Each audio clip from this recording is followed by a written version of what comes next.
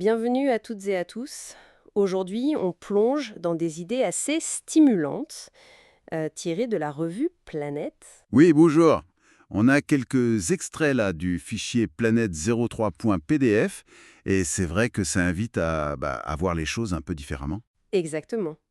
On va explorer comment ces textes voient l'évolution du savoir, la résistance aussi aux idées nouvelles, Oui, et puis toute cette aventure de la conscience humaine, hein. voilà. On va essayer de capter cette vision un peu poétique de la réalité dont parle Louis Powell quelque part. Une approche intéressante. Bon, alors, ok, déballons tout ça. On commence par où? Peut-être avec Jacques Bouger de Perthes. Ah oui, Boucher de Perthes. C'est une histoire fascinante. Les textes le montrent comme un amateur. Oui, c'est ça, un amateur qui, juste avec son intuition face à des cailloux, des silex, Bah oui, il découvre carrément la préhistoire humaine. C'est fou quand on y pense. aujourd'hui ça nous paraît évident, mais à l'époque, oula, Ah mais complètement. C'était révolutionnaire.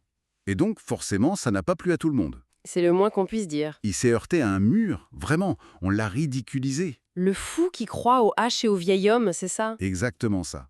Et l'Académie des sciences, pff, un mépris total. Cuvier, Élie de Beaumont, les grands noms de l'époque. Mais pourquoi? Qu'est-ce qui bloquait tant? Il faut voir le contexte scientifique, le dogmatisme ambiant. C'est-à-dire? Ils avaient leur propre théorie, par exemple celle des 27 déluges pour expliquer la Terre. Une vision très cadrée. Qui ne laissait pas de place pour un humain aussi ancien en fait. Voilà. Accepter les silex de Boucher de Perse, ça voulait dire accepter un passé humain beaucoup, beaucoup plus long que ce que leur modèle permettait. Ça faisait tout exploser, quoi. C'est ça. Une remise en cause radicale. D'ailleurs, l'auteur compare ça, c'est une image forte. Oui. Mhm. Il compare cette résistance scientifique à celle de l'Église face aux saints vivants parfois. Cette tension entre l'institution et le nouveau, le dérangeant. C'est parlant. Ça montre bien la force qu'il faut avoir individuellement pour tenir tête comme ça. Tout à fait. La force de la conviction. Et cette idée d'évolution des idées, on la retrouve plus tard, un siècle après, avec Teilhard de Chardin, mentionné aussi dans les textes. Effectivement, Tellard. Là, on change un peu de registre. On est dans une vision de montée. Une montée de la vie, de la conscience humaine, c'est ça? Les textes parlent d'une stupéfiante avance. Oui, dans son état de concentration et de montée intellectuelle et sociale, il voyait vraiment une trajectoire ascendante pour l'humanité.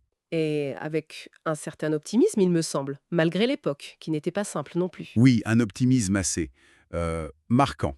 Il croyait au progrès avec un grand P. Vraiment. Oui, il pensait que l'humanité, même divisée, pouvait se reformer, tendre vers quelque chose de plus grand.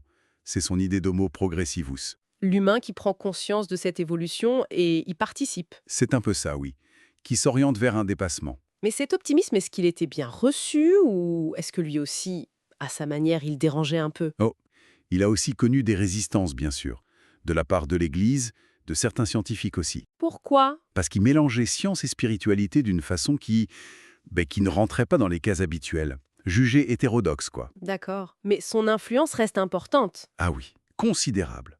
Il incarne cette foi dans le potentiel de l'humain à évoluer. Et ce potentiel, justement, il y a des exemples très concrets qui sont donnés. Je pense à Paul Lidoro, ce calculateur prodige. Ah oui, l'hydroro. C'est stupéfiant ce qu'on en dit.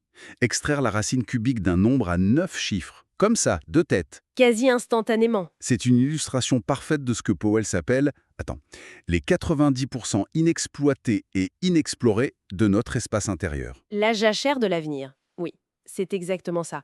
Lidoro et d'autres cas, comme ça, nous rappellent qu'on n'utilise qu'une petite partie de ce qu'on pourrait être, de ce qu'on pourrait faire. Ça donne le vertige. Et ça nous mène à une autre idée, encore plus, audacieuse peut-être, celle du docteur John C. Lilly. Oui, qu'est-ce qu'il disait, lui? Il allait jusqu'à parler d'un contact possible, imminent même, avec une intelligence non humaine, et de l'existence de niveaux de conscience surhumains. Carrément. Là, on est vraiment aux frontières. Oui, on explore les limites. Et tout ça, finalement, ça nous ramène peut-être à l'idée centrale de Powell, non? Sur la nature même de la connaissance qui change. C'est ça, je crois. Pour Powell, connaître, ce n'est plus juste accumuler des faits, ça devient une quête de sens. Une façon de relier les choses. Exactement. Il utilise même le mot religion, mais dans son sens premier, ce qui relie. Relie à soi, aux autres, à l'univers. L'objectif change alors. Oui, ce n'est plus avoir plus, mais être plus. Une transformation, disons, qualitative. Alors si on essaye de synthétiser un peu tout ça, qu'est-ce qu'on retient de cette exploration, Imam? Que cette quête des limites du savoir, de la conscience, c'est C'est une aventure humaine essentielle, quoi. Oui, une aventure constante, avec ses difficultés, ses résistances, comme on l'a vu, avec Boucher de Perthes. Mais toujours animé par ce potentiel incroyable, que ce soit la vision de Telgar, les capacités de l'idole roi, les idées de Lily. Tout pointe vers un horizon qui s'élargit sans cesse, en fait. C'est ça. Et pour finir, il y a cette citation de Heisenberg que Powell reprend et qui est assez belle, je trouve. Laquelle? Heisenberg dit que l'espace dans lequel se développe l'être spirituel de l'homme a d'autres dimensions.